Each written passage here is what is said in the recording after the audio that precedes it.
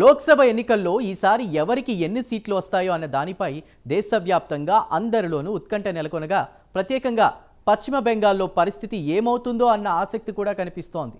అక్కడ ఈసారి ఓటు వేసేందుకు ఓటర్లు పోటెత్తగా బెంగాల్లో అధిక పోలింగ్ నమోదైన పరిస్థితి.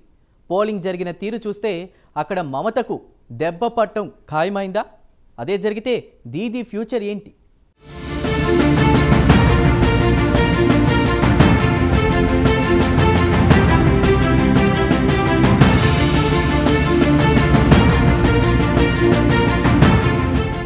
దేశంలో సార్వత్రిక ఎన్నికల 4వ దశ పోలింగ్ ముగిసింది. 4వ దశలో ఏపీ, తెలంగాణ సహా 10 రాష్ట్రాలు, కేంద్రపాలిత ప్రాంతాల్లో 96 స్థానాలకు ఎన్నికలు జరిగాయి.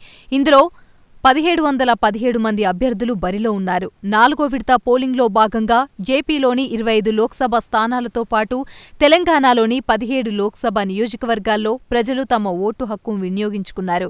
ఇక పశ్చిమ బెంగాల్లో కూడా 8 నియోజకవర్గాల్లో లోక్సభ ఎన్నికలు ఈ 4వ విడతలోనే జరిగాయి.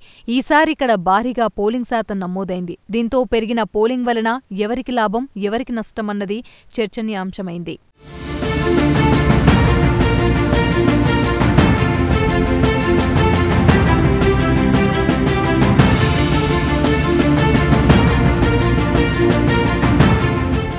పశ్చిమ బెంగాల్లో 78.37% ఓటింగ్తో ఈసారి అత్యధికంగా పోలింగ్ నమోదు చేసుకుంది.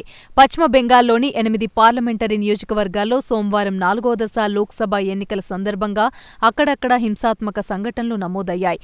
రాష్ట్రంలోని వివిధ ప్రాంతాల్లో హింసాకాండకు గురైన బీర్భూమ్, బర్ధమాన్, దుర్గాపూర్ స్థానాల్లోని వివిధ ప్రాంతాల్లో టీఎంసీ, బీజేపీ కార్యకర్తల మధ్యల ఘర్షణలు జరిగినట్లు తెలుస్తోంది.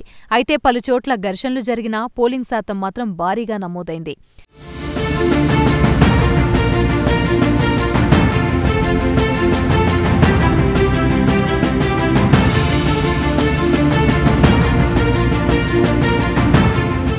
పెరిగిన పోలింగ్ శాతం తృణమూల్ కాంగ్రెస్కు దెబ్బ కొట్టబోతుందని రాజకీయ పరిశీలకులు చెబుతున్నారు. ఇక్కడ దీదీ పాలనపై గుర్రుగా ఉన్న ప్రజలు లోక్సభ ఎన్నికల్లో గట్టిగా బుద్ధి చెప్పాలని నిర్ణయించుకున్నట్లు తెలుస్తోంది.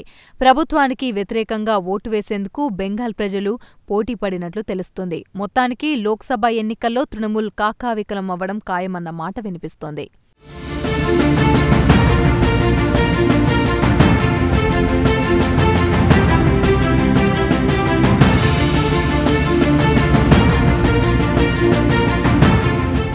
మమతా బెనర్జీ మోదీని ఢీకొట్టాలని ఎప్పటినుంచో చూస్తుంది. అందుకే ఇండియా కూటమి ఏర్పాట్లో కీలక పాత్ర పోషించారు. అయితే ఆ తర్వాత ఇండియా కూటమి నుంచి బయటకొచ్చేశారు దీదీ.